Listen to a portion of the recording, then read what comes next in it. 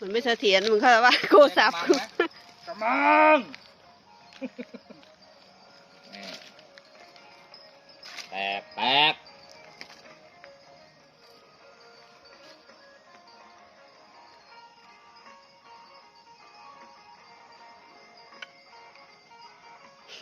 กล้องมัวมากเลยได้หรอกแตกแล้ว1 ตัวแตกแล้วนี่ไอ้มังได้ยังกำอัง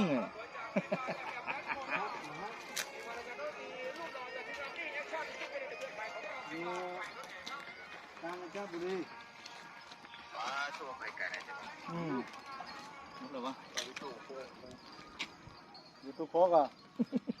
ตามไปเอาก่อนเลย